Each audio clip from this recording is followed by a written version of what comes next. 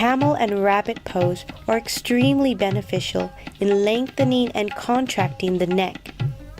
This promotes greater functioning of the thyroid gland. Please remember to consult your physician before starting any new practice.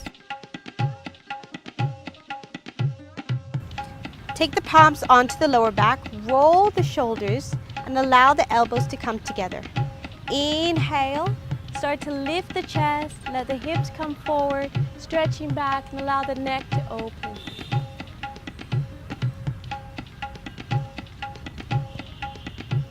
Then we'll slowly come up. Sitting into Vajrasana, onto the heels.